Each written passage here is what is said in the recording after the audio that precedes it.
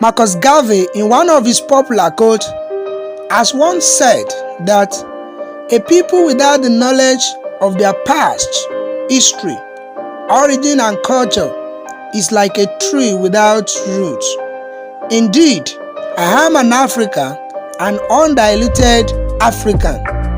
I just completed this video.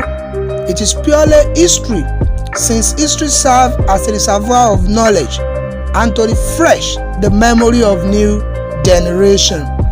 I advise you don't skip any part of this video, because if you attempt to do, you may not understand the passage and the message of the video, which I title African Solidarity. At the end of this video, you stand to gain this benefit.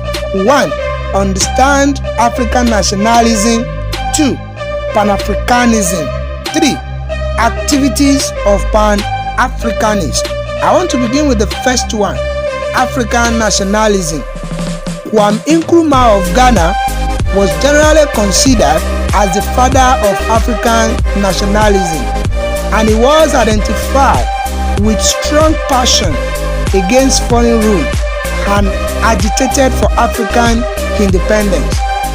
African nationalism can also be seen as a holistic term used to refer to a group of political ideologies and thought basically within sub-Saharan Africa, which are based on the idea of national self-determination and creation of nation-state.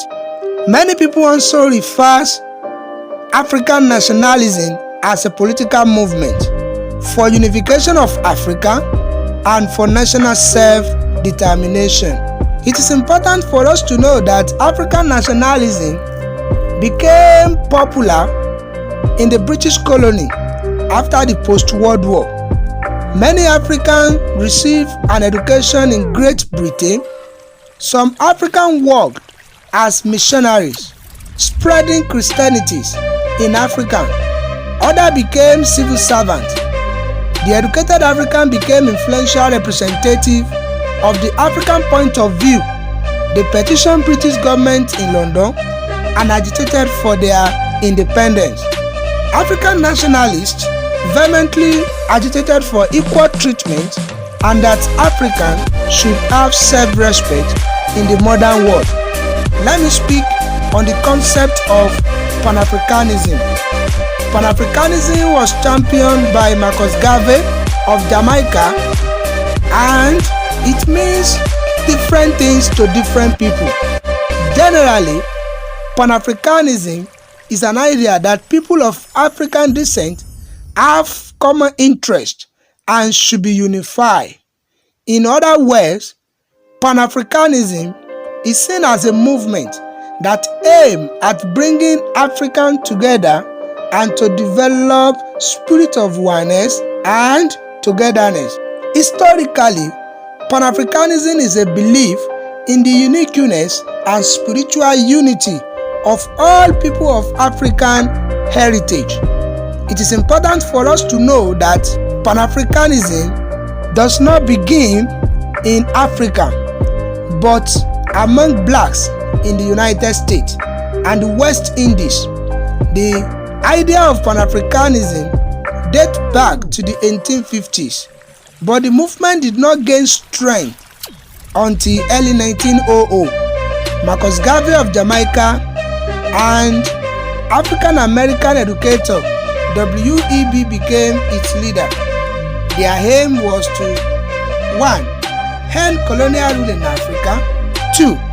To win equality for black people in all parts of the world. Let me speak briefly on the activities of Pan-Africanism.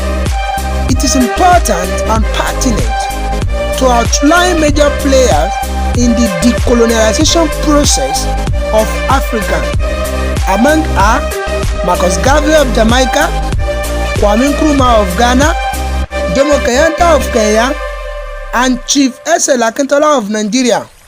All became the leader of independent movement in their various countries. It is important to understand that many African countries achieved their independence through constitutional reform an election, while many suffered a lengthy of war before they could achieve their independence. Such countries include Mozambique, Angola, and Zimbabwe. Mozambique achieved independence in 1975. Angola also gained independence in 1975, while Zimbabwe also achieved independence in 1980.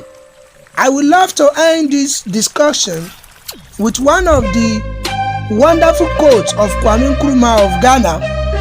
He said, "I am not African because I was born in Africa, but because African was in me.